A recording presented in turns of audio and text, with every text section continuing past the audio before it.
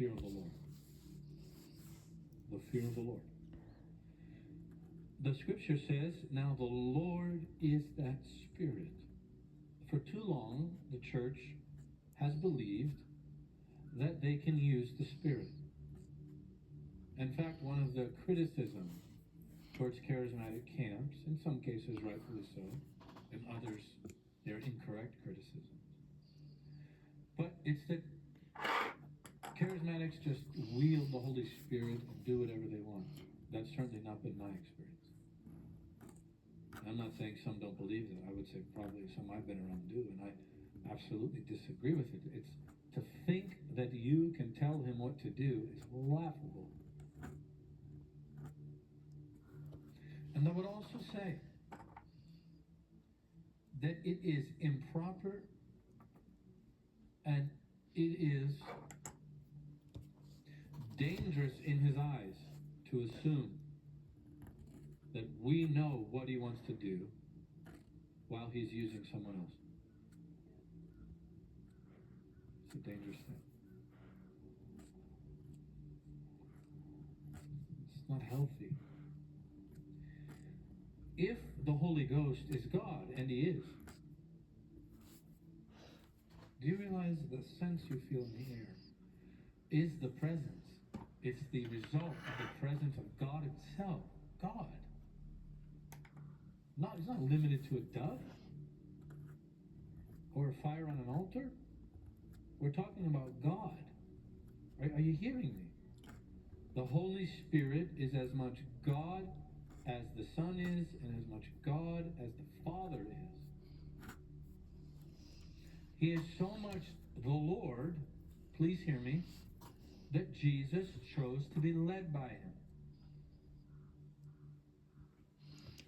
Now, the fact that Jesus followed him into the wilderness, the Bible says he was led by the Spirit. In other words, the Spirit led him, is proof of his deity. And one of the greatest things you can learn, if you're hungry, if you really want to become his friend, is off the bat, understand, he is the Lord. It's interesting to me, when people come here, they always go, one of the markers, it's funny, because it's just us being us. But when other environments come or other movements send their students, they always leave going, they're very reverent there. Now, if you came out of a traditional background, you probably think we're crazy. Okay? Now, if you didn't, if you're a river child, if you don't know what I'm saying, you just don't know. But you can ask Candace, or she is, and Aaron. They're river kids. They make us look like the frozen chosen. But that's not the point. What are they picking up on regarding reverence? Is an understanding on this platform that he is the Lord. He's the Lord. How many of you want a greater glory personally and corporately? I do. I don't know about you. There's some mountains I need to see move, and without him taking the field, they're probably not going to move. But you have to understand that with a greater glory comes a greater standard. Bob Gladstone said, and during the Pensacola revival, that the glory of God is much like nuclear power. When experienced properly, it brings light and power and blesses a city. But you cross the line with it, and all of a sudden it can take you out. And this is the scriptural pattern.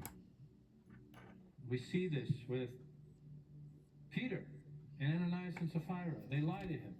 They hold money back. And Peter's answer is incredible. I want you to understand this. Well, I guess this is to scare you. I was going to say this isn't meant to scare you. But I think we all need to be a little afraid of the Lord. In fact, a lot of afraid. Not to run from him, of course, but be so afraid of our natural ability that we run to the Lord and hold on. Realize that without him we have no life, we have no purity, we have no holiness. It's all in Jesus.